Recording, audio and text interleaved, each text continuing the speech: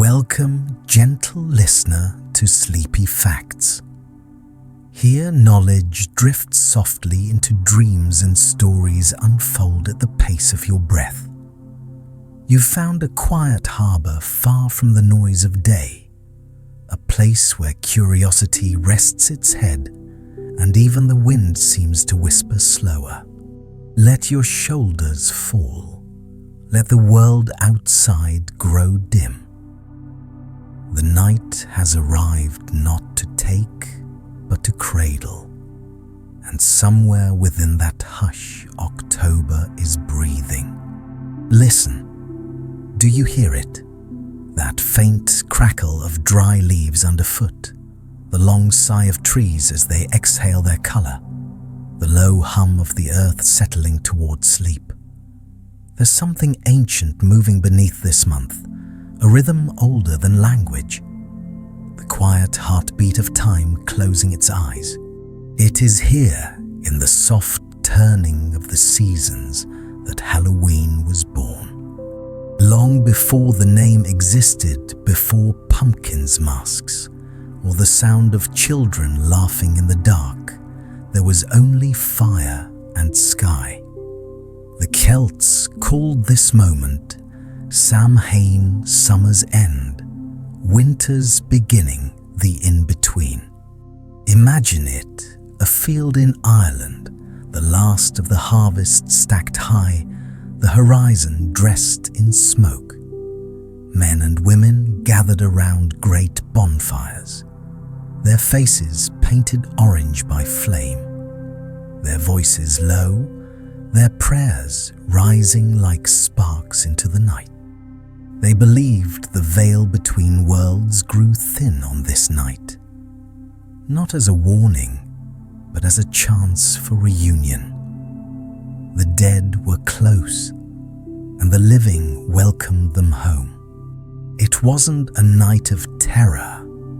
It was a night of remembering, of setting one more place at the table, of leaving a crust of bread near the door, a candle burning in the window in case an ancestor should wander by. Every gesture meant we remember you. You still belong here. If you closed your eyes, then you might have felt the breath of another time brush against yours, not haunting, just near. The people of Samhain did not see the unseen as frightening. They saw it as natural as fog, as gentle as sleep. They dressed in hides and masks, not to scare, but to blend in, to move unnoticed among the drifting souls. For one night each year, they could walk between worlds. Every mask was a prayer. Every fire was a signal, and as the flames rose into the black sky, you could almost hear the earth whisper back, thanking them for their tenderness. Samhain marked the year's quiet threshold, the closing of one circle, the soft opening of another. The cattle were led from pastures to barns. The crops were counted, the cold expected. It was a time for stories, for hearthlight, for songs that reminded the heart why endings could be beautiful. The Celts believed that to honor death was to honor life itself. They didn't hide from it. They spoke to it, sang to it, invited it in for tea. That is the first secret of Halloween. It began not in fear, but in love. As centuries turned and empires rose, other hands reached for this night. The Romans, upon conquering Celtic lands, brought with them their own customs. Feralia, the day to honor the spirits of the dead, and Pomona, a celebration of fruit and trees. Pomona was the goddess of orchards. Her symbol was the apple round red, glistening with the last breath of summer. In her festival, people tossed apples into barrels of water, their reflections trembling with laughter and candlelight. They bobbed for fruit, not as a game, but as a blessing. To catch an apple was to catch good fortune, to bite into sweetness before the cold. And so the apple drifted into the story of Halloween, a symbol of life floating on water, a promise that warmth would return. Over time, these layers of meaning began to weave together. Samhain met Feralia, fire met fruit, light met prayer. The night changed shape, but never its heart. When Christianity spread through Europe, the Church, instead of erasing old customs, folded them into new ones. The 1st of November became All Saints' Day, All Hallows, a day to honor every soul who had crossed into light. And the night before it, All Hallows' Eve, was the threshold once again. The language shifted, and over centuries of whisper and breath, All Hallows' Eve softened to Halloween. The fire still burned, the candles still flickered in windows, but now prayers replaced chants, and hymns rose where laughter once lived. Yet even beneath the cross and bell, the old fire of Samhain still glowed quiet and patient waiting. Picture a village, then stone cottages, fields hushed in fog. Inside the scent of peat and smoke, families gathered close to the hearth. Children wide-eyed as elders spoke of wandering lights, ghosts mistaken for stars, dreams that carried messages across worlds. Outside, the wind moved through the hedges, a voice made of memory. And on the doorstep, a small loaf of bread, a candle's trembling glow. The people of that time lived with the unseen, the way we live with air, so near, so natural, they hardly noticed its strangeness. They knew, perhaps better than we do now, that what we called supernatural is simply the part of nature we have forgotten how to see. And so, century after century, the night remained. It traveled across languages and lands, changing faces, but not its soul. A simple human desire held it together to connect, to remember, to make peace with darkness. When Irish and Scottish families crossed the ocean in the 1800s, fleeing hunger and seeking new beginnings, they carried their stories with them. Among their few belongings, there was always a bit of autumn seeds of memory that would soon take root in American soil. They found new land, new sky, new pumpkins waiting in the fields, and when October returned, they carved them not to frighten, but to remember. Inside each pumpkin, a light for home. Imagine those first lanterns glowing on the doorsteps of small wooden houses across the Atlantic. The sound of crickets, the scent of earth and smoke, children, their faces half hidden, watching the fire dance inside the orange skin of a pumpkin. That moment, the mingling of Celtic spirit and American harvest, became the birth of the Halloween we know. But even now, beneath the costumes, beneath the sweetness and song, Samhain is still breathing. It lives in every candle we light, in every leaf that falls without fear, in every quiet reminder that endings can be beautiful if we listen closely enough. Outside your own window, perhaps the wind has changed. Perhaps the air smells of wood smoke and rain. You may hear a leaf scratch softly across the ground, or see your reflection in the glass haloed by the glow of some faraway light. That, too, is Halloween, the simple miracle of noticing the season turning, of feeling time lean gently toward rest. For this is not a holiday of fright, but of rhythm. The pulse of the planet slowing to its winter heartbeat. The whisper of the world saying, it's all right to let go. And as October breathes one long sigh, you breathe with it in out a little slower now, a little softer. Each breath a bridge between all that has been and all that waits to begin again. The fires of Samhain still glow, not on the hilltops now, but inside pumpkins, inside windows, inside us.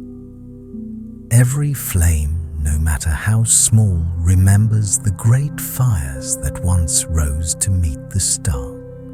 Halloween has always been a night of light, not the harsh blaze of noon, but the soft kind, the kind that flickers, trembles, moves like thought. Candles, lanterns, bonfires, all breathing in rhythm with the dark. Long ago, when people watched the fires die, they would collect the embers and carry them home, each spark wrapped in ash, to relight the hearth for winter. It was a simple act, but also a prayer, a way to bring the sun into the cold months ahead. The flame was memory made visible. It said, the light never truly leaves. Over the centuries, the great bonfires shrank to candles on windowsills, and later to lanterns carved from vegetables. Before pumpkins, there were turnips, beets, and potatoes. Humble things hollowed out and filled with flame. Their faces, uneven and soft, were not meant to terrify. They were guardians of doorways, guides for travelers, companions for souls wandering home.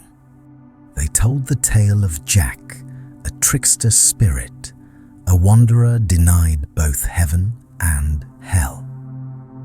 Condemned to roam forever, with only a burning coal for light, Jack placed the ember inside a carved turnip and became a will-o'-the-wisp, a lonely glow on misty roads. People seeing that dim light made lanterns of their own. They called them Jack of the Lantern, and in carving their faces, they made peace with the unknown. Each crooked grin said, even in darkness there is company. When the story crossed the sea, it met a new companion, the pumpkin round, bright and generous. The new world had fields full of them, and their color matched the memory of flame. The turnip lantern became a pumpkin smile, and Halloween found its most enduring symbol, a sun reborn in orange skin. If you've ever carved a pumpkin by candlelight, you know the stillness of that ritual, the scent of earth and sweetness, the cool touch of the rind under your fingers, the hush before the first cut. And when the candle is placed inside the sudden bloom of glow, like something remembering itself, it is no longer just decoration. It is continuity, a conversation with centuries, a promise whispered into the night, I will keep a light burning. The language of light is universal. Every culture in its own way has answered the dark with a spark. In Mexico, families line graves with candles and marigolds. The petals guide spirits back home the color of sunlight made soft. They cook the favorite meals of the departed, set them out with laughter, not tears. The dead, they say, come not to frighten, but to feast. It is called Dia de los Muertos, the Day of the Dead. But if you listen closely, you'll hear the truth in the music. It is the Day of the Living too. In Japan, there is Obon, the festival of returning souls. Lanterns are hung from doors and temples, their lights swaying like breathing. At the end of the night, paper lanterns are released onto rivers, tiny suns, floating on dark water. They drift away slowly, each one carrying the name of someone loved. If you stand on the shore, you'll see a constellation on water, the stars of the human heart moving homeward. In the Philippines, children walk from door to door on All Souls' Night, singing songs for souls who need prayer. Their voices are thin as wind, their melodies old as salt and sea. For every song, a family gives a gift, bread, fruit, or coin. It is called Pangangaluluwa, and in its rhythm, you can hear echoes of trick or treat. And in Madagascar, families open ancestral tombs, unwrap the shrouds, and dance with their dead beneath the sun. It is called Famadehana, the turning of the bones. There is laughter, there is music, and in every embrace, a reminder that love does not end. Different lands, different songs, but all share one refrain. Darkness is not an enemy, only another kind of light. If you step closer to our own age, you'll find that the same symbols have changed shape again. Children no longer carry ashes from hilltop fires, but they carry something just as old, the spirit of offering and return. The ritual we call trick or treat grew from older customs called souling and guising. In medieval Britain, on the eve of All Saints, the poor would go door to door offering prayers for the dead in exchange for small round cakes. Soul cakes they were called. They were flavored with nutmeg and allspice, and each one eaten meant a prayer fulfilled. Over time, children began to wear masks to sing and dance for their reward. In Scotland, it was called guising, to take on a guise to become a character for one sacred night. And when those traditions crossed the ocean, they blended with harvest festivals and laughter. The prayer became play, the cake became candy. The meaning remained the same. Knock softly, offer, kindness, share light. Halloween, even now, is full of these hidden echoes. The witch's broom, for instance, not just a tool of flight, but a symbol of renewal.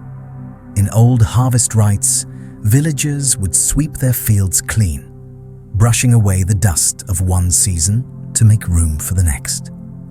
The broom was the line between what was and what will be, a gentle erasing a promise of return. The black cat, beloved and misunderstood, was once the sacred animal of Bastet, the Egyptian goddess of home and serenity.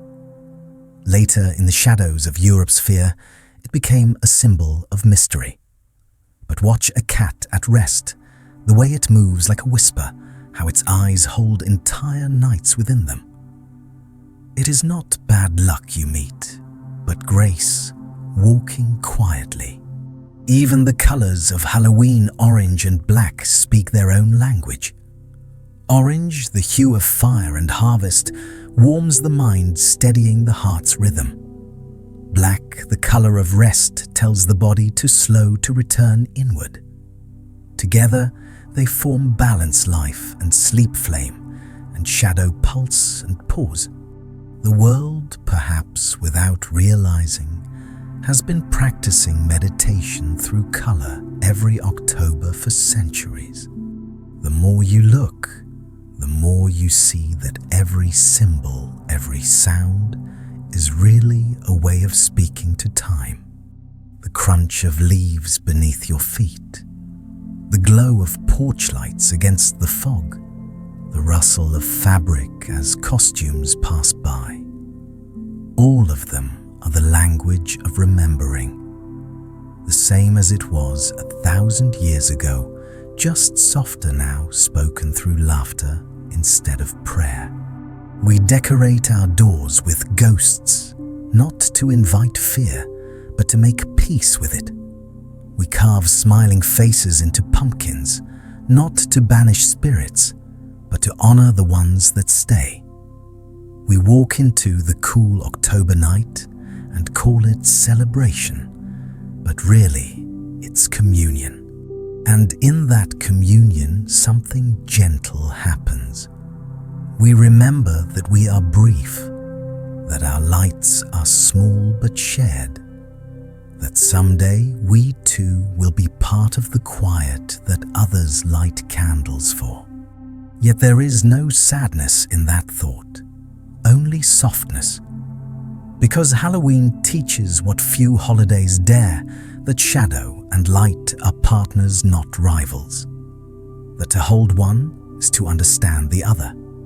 And that somewhere in the middle, where fire meets dark, where memory meets breath, we find peace.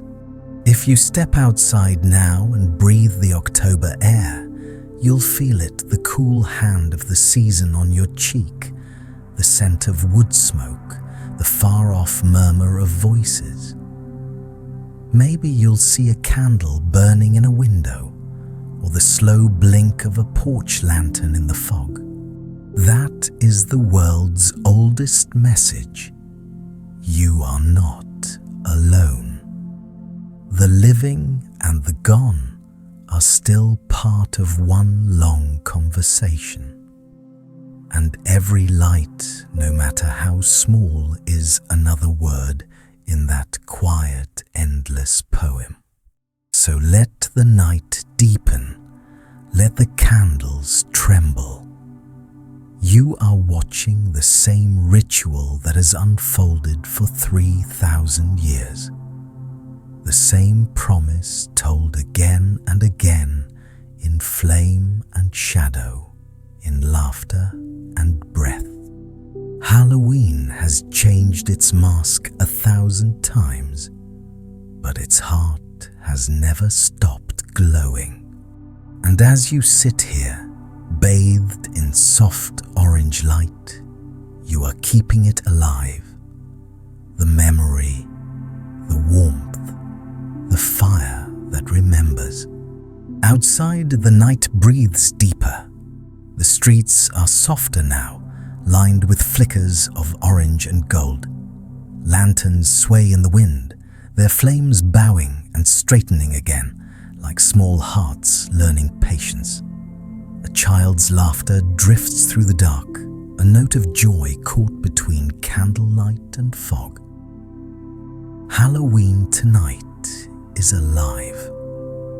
Not the loud kind of life that rushes and shouts, but the quiet kind, the one that glows behind curtains, that hums in the spaces between footsteps. It's a night stitched together from stories from old songs that never learned how to end. The mask, perhaps, is the oldest of those stories. Even before Samhain fires burned on Celtic hillsides, people wore faces made of bark clay or animal skin. To cover the face was to open a doorway, to step for one breath into another life. The Celts believed that the spirits walking among them on this night were not to be feared, but to be respected. To pass safely through the dark, the living borrowed the language of the dead. The the mask became a bridge. In those early years, a mask was not a disguise, but a prayer written in silence, a way of saying, "I come in peace. Let me walk beside you unseen." They didn't hide their humanity, they celebrated it. The mask wasn't deception, it was permission to wander. Later, the tradition softened but never vanished. Medieval Europe gave it a new rhythm, the mummers' plays, roving groups of masked performers who went door to door offering song humor and blessing. They carried with them the echo of Samhain's laughter and the generosity of the soul cakes that came before. The masks made of painted wood or stitched cloth were bright and strange. They were not meant to deceive, but to remind everyone who watched that life itself wears many faces.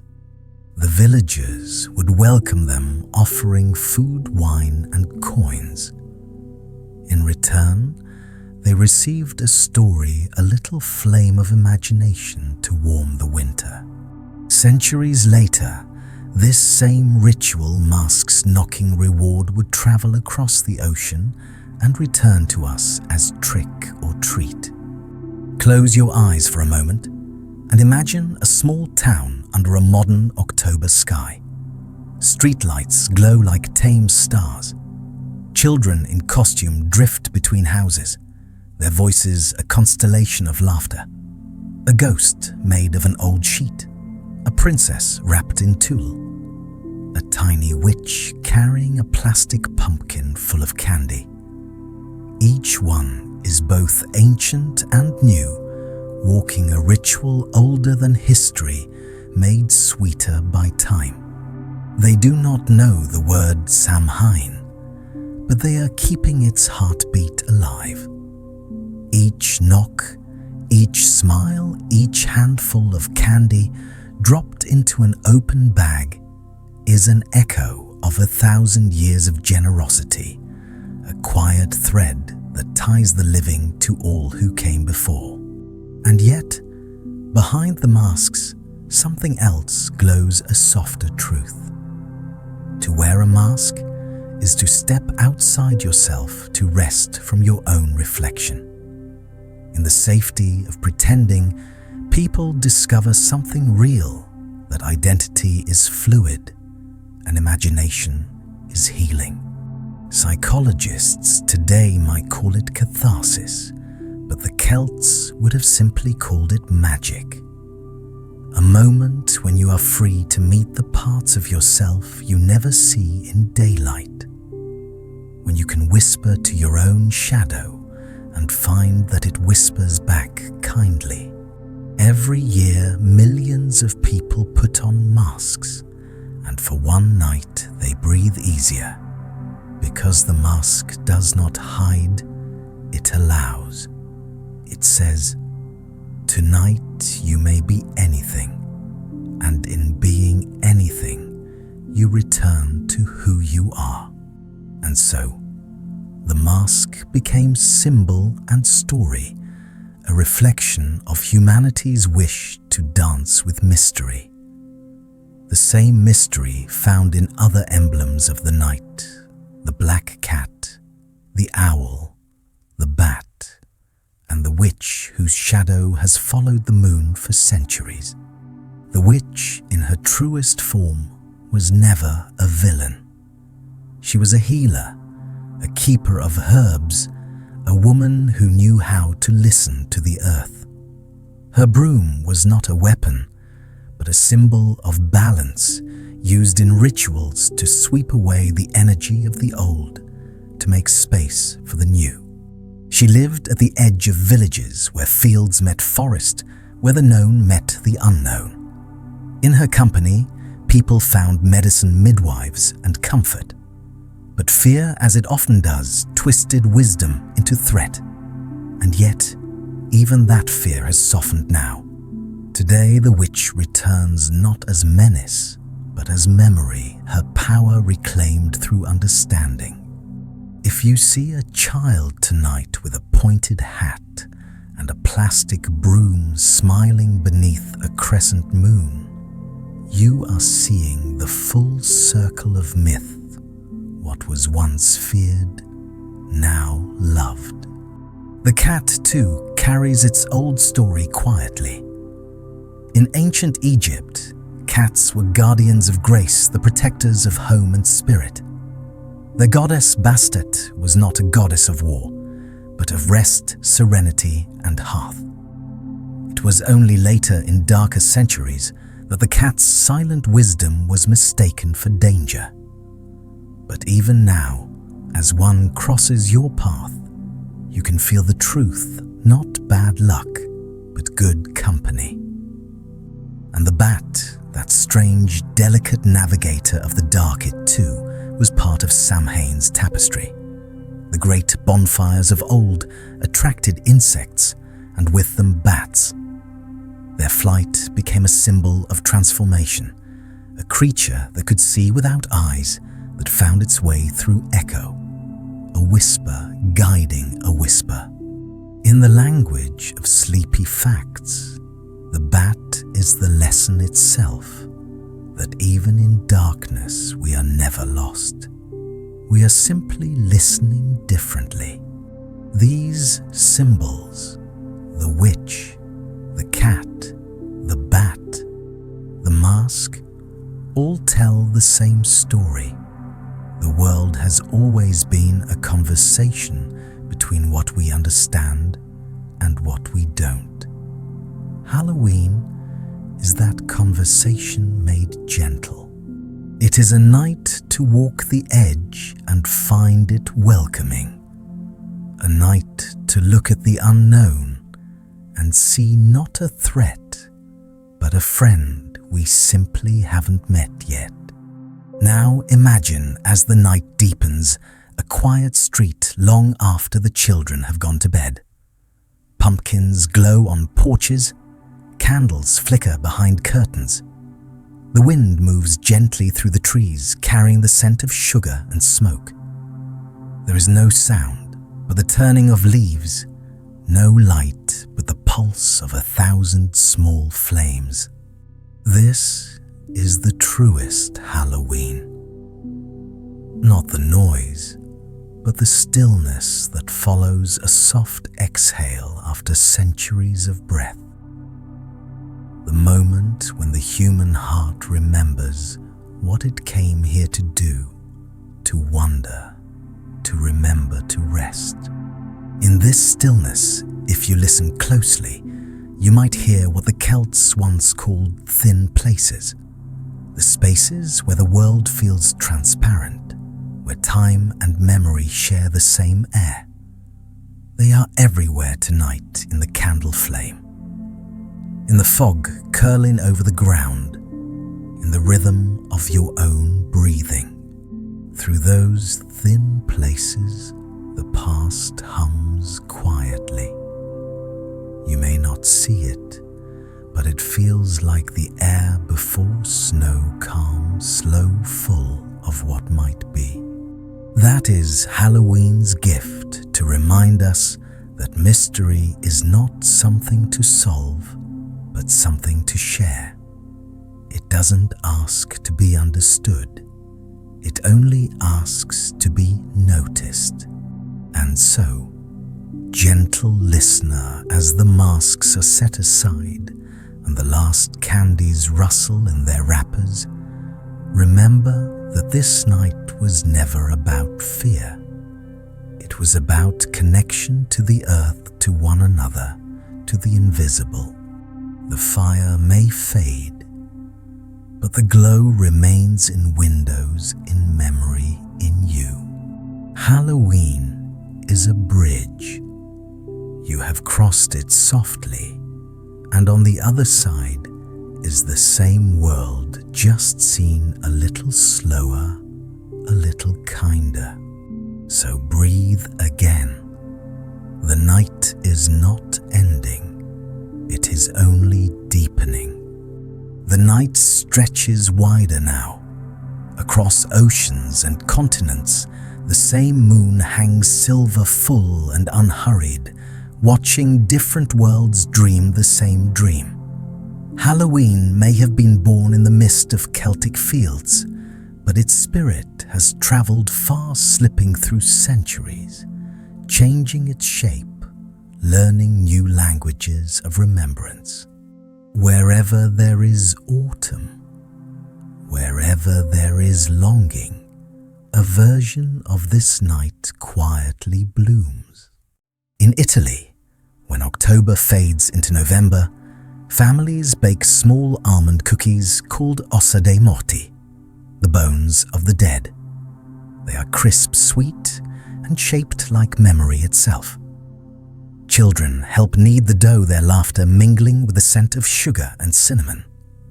When the cookies cool, they are placed beside photographs of grandparents and great-grandparents. No fear, no mourning, only gratitude, a sweetness shared between generations. In the mountain villages of Spain, bells ring through the evening air. On El Día de Todos los Santos, All Saints' Day, people carry flowers to cemeteries, lighting candles that glow like constellations among the stones. As the wind moves through olive trees, the flames bow in unison, a slow, luminous dance between the living and the gone.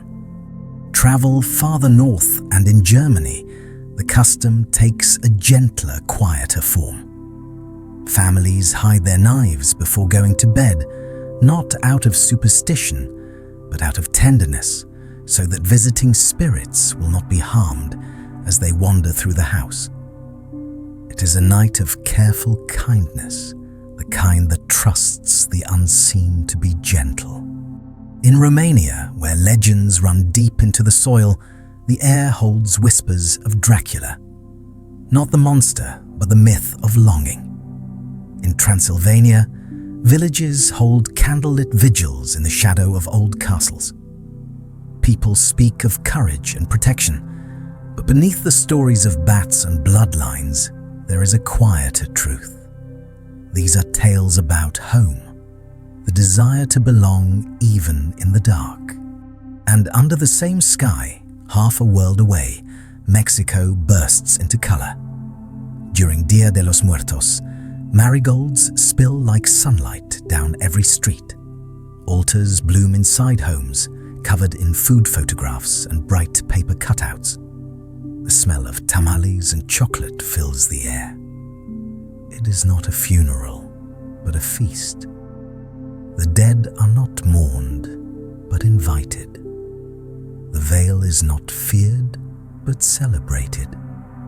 It is perhaps the most vivid reminder that love can dance as easily as it can weep. Across the Pacific in Japan, the Obon festival whispers the same promise. Lanterns are hung outside homes, softly glowing like captured fireflies. Families clean ancestral altars, burn incense, and gather for Bonodori, a slow circular dance that mirrors the cycles of life and time. At the festival's end, they set paper boats and lanterns afloat on rivers, letting light drift gently toward the sea. It is said that the spirits follow the lanterns home, carried on the tide, like memories that refuse to fade. In the Philippines, on Undas, families visit cemeteries at night. They bring food, music, and sometimes even karaoke machines. They tell jokes, share stories, and fall asleep beside the graves of loved ones. To an outsider, it may look strange, but to those who understand it, is beautiful. Love, after all, is another kind of haunting. And far to the south in Madagascar, the Famadihana celebration turns remembrance into joy. Families open ancestral tombs, carefully lift the wrapped remains, and dance together beneath banners and drums. They believe the dead need company, that laughter and movement help their spirits travel on. The music is slow and swaying the air thick with incense and warmth. In the rhythm of that dance, you can almost hear the world breathing in unity, every culture, every soul learning the same soft truth that death is not departure, but continuity. Even in lands where Halloween is not celebrated, the heart of it still beats quietly under other names. In China, during the 7th lunar month, lanterns are lit and food is left out for ancestors.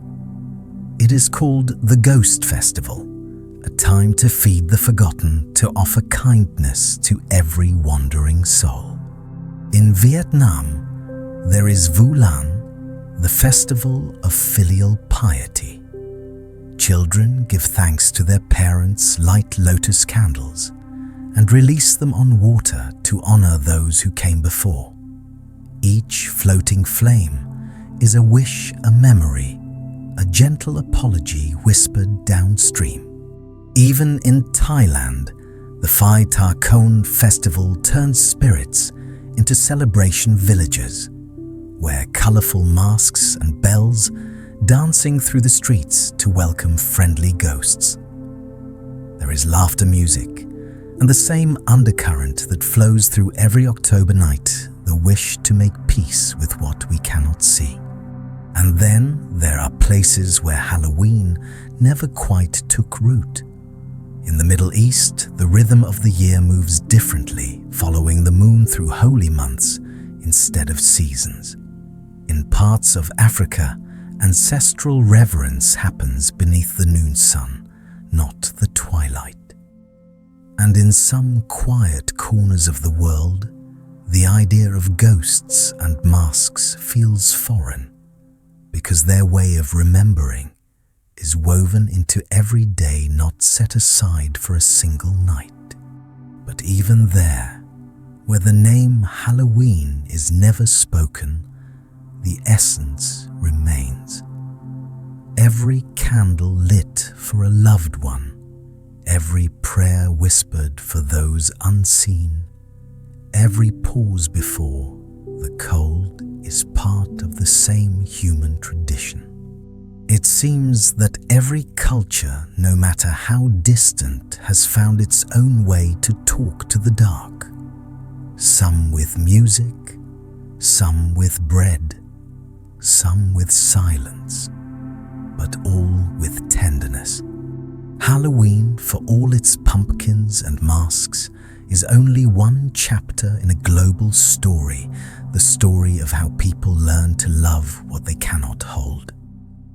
It reminds us that the boundary between the living and the gone was never meant to be a wall, only a curtain, thin enough for light to pass through. If you step back and look at the world tonight, you might imagine its map not as borders and names, but as a web of candles, each one glowing, each one remembering. Some large as bonfires, some small as tea lights on a river. Each one saying in its own language, "We are here, we remember, we are not alone." The colors of those candles change: marigold gold in Mexico, cherry red in Japan, amber in Ireland, blue in the Philippines. But their meaning does not. They are the heartbeat of belonging, the quiet warmth that holds the night together.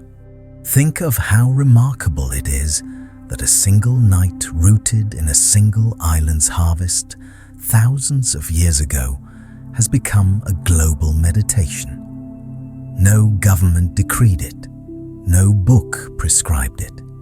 It spread because people across time and distance recognized something true in it, that we all stand at some point in our lives on the edge of what we can see. And when we do, we light something, a candle, a lantern, a memory. So, tonight, gentle listener, Whether you are in New York or Kyoto, in Dublin or Manila, you are part of this same slow celebration. You are holding the same ember that was once carried from the fires of Samhain. It has changed shape, it has crossed oceans, but it has never gone out. You can feel it in the air, that still glowing thread, connecting every human heart that ever looked at the dark and chose to make it beautiful. So breathe with it. Let the night travel through you. You are not simply listening to a story. You are part of it, a quiet flame in the world's great lantern of memory. The world is quieter now. Lanterns dim behind curtains, and the night grows thick as velvet. In this hour, Halloween begins to reveal its softer secret that fear itself can be kind. It might sound strange, but the body knows what the mind forgets. Even shadows can soothe if we meet them gently. The old fires of Samhain once kept people safe. They believed that flame could guide lost spirits home and keep the living from harm. They built great circles of light on hilltops, their glow visible for miles, a kind of heartbeat pulsing across the land. Today, our bonfires are smaller. Sometimes just a candle on a porch, sometimes only the screen in our hand. But the same instinct remains. We seek light when darkness gathers, and in that light we find calm. Science tells us why. When we sit before a flickering flame, our brains release serotonin and oxytocin, the same chemicals that comfort us when we are held. Our breathing slows to match the rhythm of the fire, and for a moment, time loses its sharpness. This is not superstition. It is biology made holy. It is proof that our ancestors, without knowing the word neurotransmitter, understood the chemistry of peace. Even fear itself, that ancient spark in our chest, is not the enemy we imagine. When the heart quickens, when the skin tingles in the presence of dark or unknown, the body is simply preparing to protect us. But when that feeling happens in safety, while we sit by a candle or listen to stories of ghosts that cannot harm, the surge becomes cleansing. Psychologists call it safe fear. It's the reason we enjoy the thrill of a haunted house or the whisper of a ghost story told under blankets. Our bodies awaken, but the mind knows we are safe. When it ends, a wave of calm floods in dopamine relief, a deeper rest. It is the same balance found in all nature: storm and stillness, pulse and silence, the heartbeat before sleep. So perhaps Halloween is not about fear at all. It is about learning to hold it softly, to let it rise and pass like the wind through dry leaves. There is another kind of science hidden in the season, the science of light and color. The orange glow of pumpkins and candles is not chosen by chance. Orange is the color of warmth, a wavelength that tells the human brain, you are safe now. Black, its companion, is the color that quiets the senses, reducing stimulation, slowing thought, inviting the nervous system to rest. Together, they form the palette of peace, the contrast that mirrors dusk, that time when day exhales into night. We did not invent these colors for Halloween. They found us. They are the body's own language of transition, And then there is the air itself. The cool wind of late October is not only poetic, it's physiological. As the temperature drops, the body lowers its internal heat, the heart rate softens, the brain releases melatonin, the world's lullaby begins. This is why autumn feels both calm and wistful. It is the planet teaching us how to sleep. Halloween falls exactly in that tender space, the balance between wakefulness and dreaming, between motion and rest. It is, in a sense, the Earth's own bedtime story. Think of how the brain holds memory. Neuroscientists call it consolidation, the act of placing one experience beside another, smoothing their edges so they can coexist. Halloween does the same with emotion. It places fear beside comfort, dark beside light, and teaches us that they can share the same breath. When you face the dark and remain calm, the amygdala, that small almond of fear in your brain, learns a new pattern. It realizes the unknown is not always danger. And so, the next time you meet shadow, your body remembers how to stay soft. This is ancient therapy disguised as ritual. It is healing through story.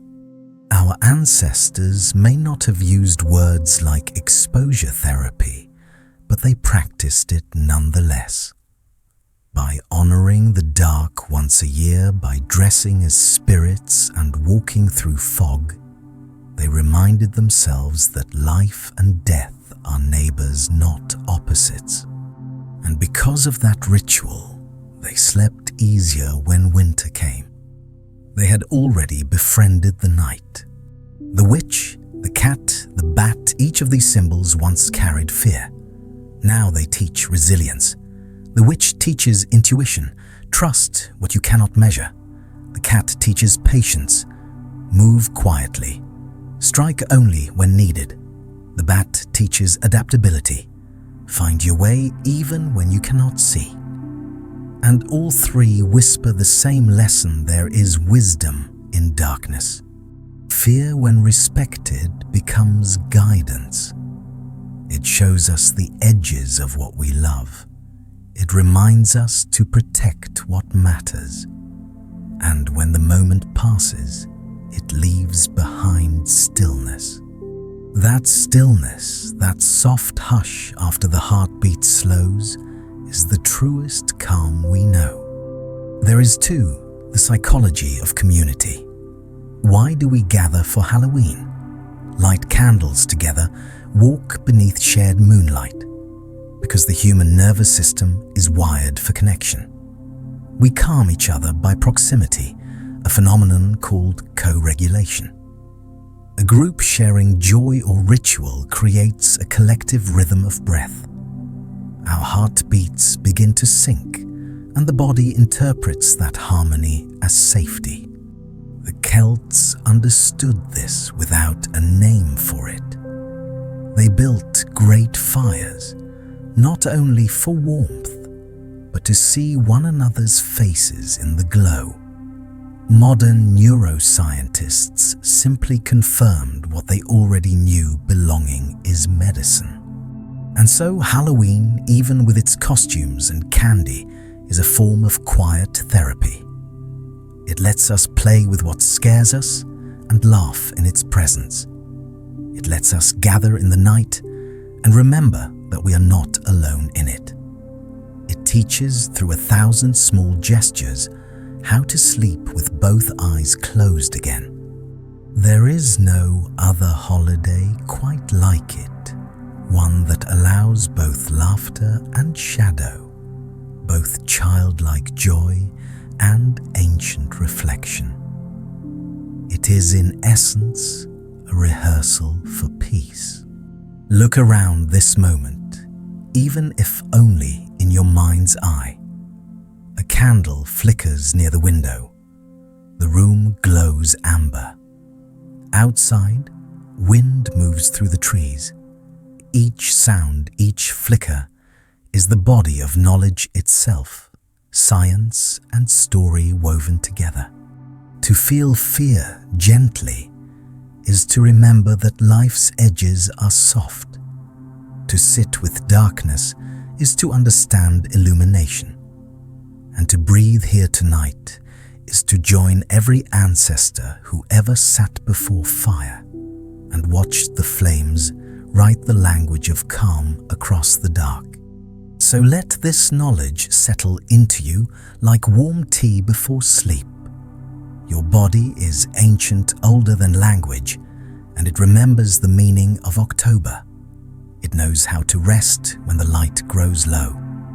It knows that darkness is not the end, only the closing of one eye, the opening of another. Breathe slowly now. Let the air of autumn fill your lungs. The same molecules once carried across the fires of Samhain are here tonight, traveling from your breath to mine, from the living to the gone. Everything that ever was still lingers in this air, and all of it, every spark, every sigh, is gentle. Halloween at its quietest is the science of peace. The body rests, the mind softens, and even fear becomes music. We do not fight the dark, we listen to it until it sings. The night has deepened to stillness now. The world outside your window is softer, slower. Streetlights shimmer through thin mist, and every shadow seems to move with intention. It is here, in this hushed space, between the last candle and dawn, that Halloween becomes what it has always truly been, a memory still awake. You can almost feel it in the air, how old the night is, how much it remembers. Every October since the first Samhain fires, every breath of wood smoke, every whispered story still hums faintly beneath the modern world. Listen closely enough, and you can hear all of it layered in time. The echoes of drums in ancient valleys, the laughter of children under paper masks, the murmured prayers of those who once believed that light could speak across worlds. All of it lives here in this same night you are breathing now.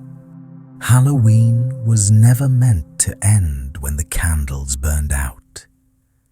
It was meant to linger, to follow us quietly into winter, to remind us, even as days grow short, that warmth is not a thing we chase, but a thing we make.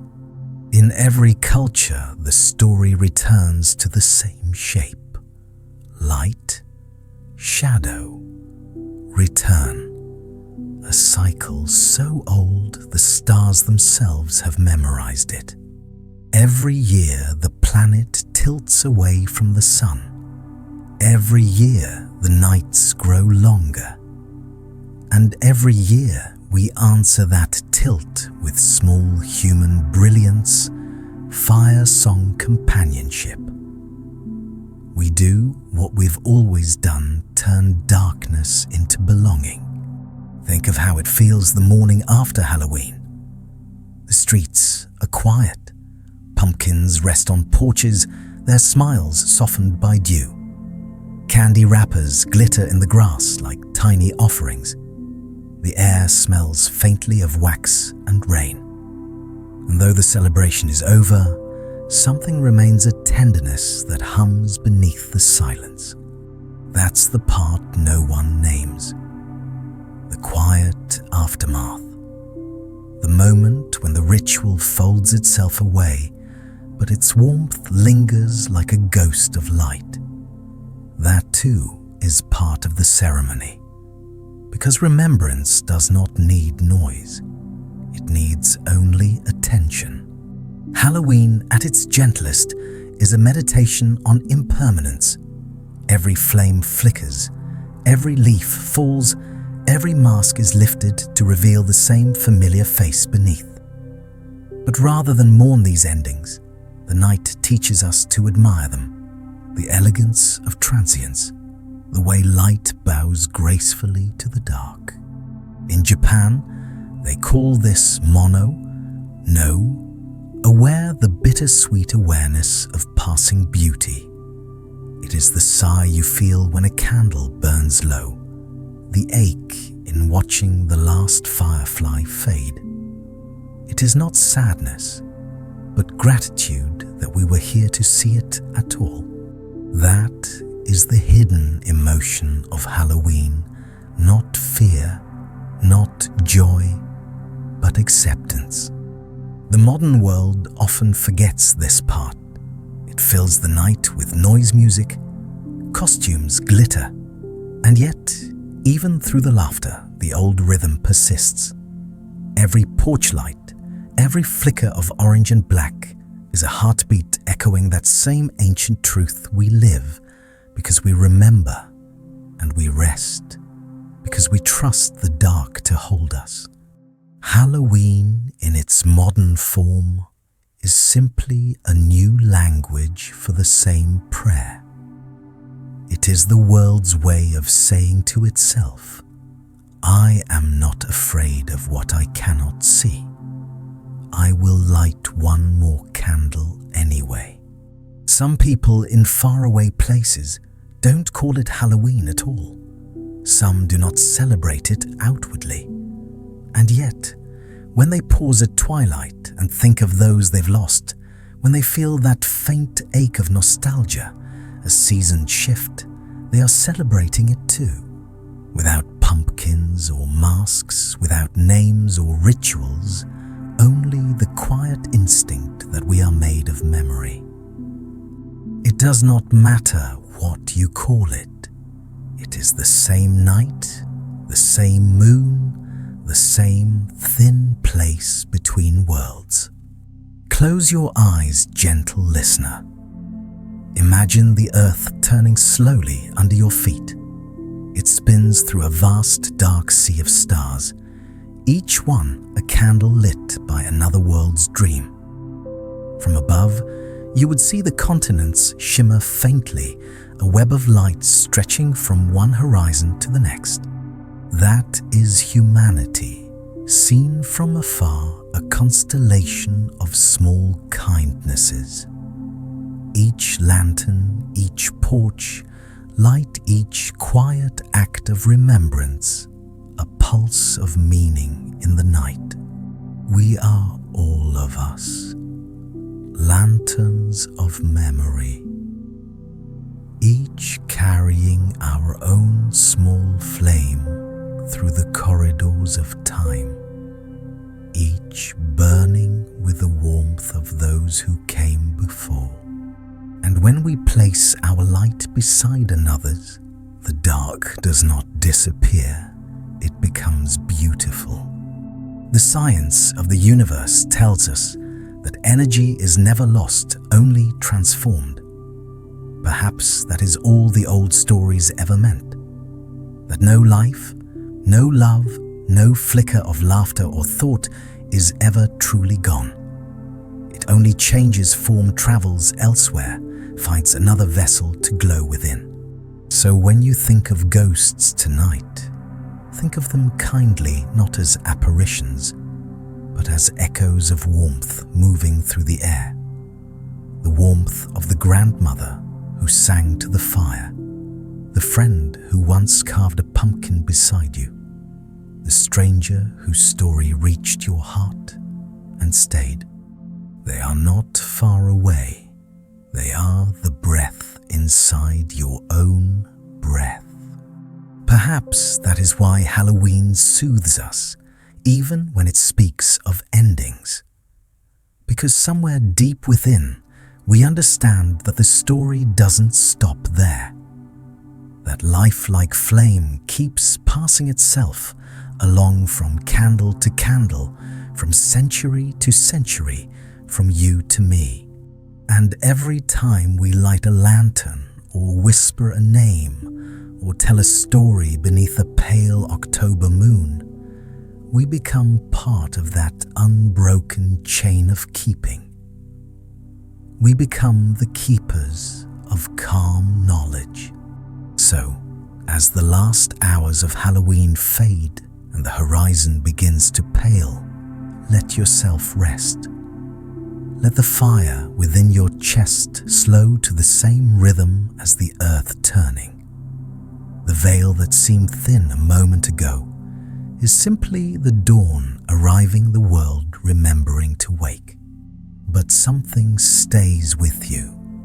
The gentleness of the dark, the small wisdom of the candle, the truth that knowledge and rest can be the same thing. You have listened long. You have walked through centuries in a single night. You have seen how fear became story and story became light. How the living learned to love the dark without needing to conquer it. This is the heart of Sleepy Facts, not to teach, but to remind.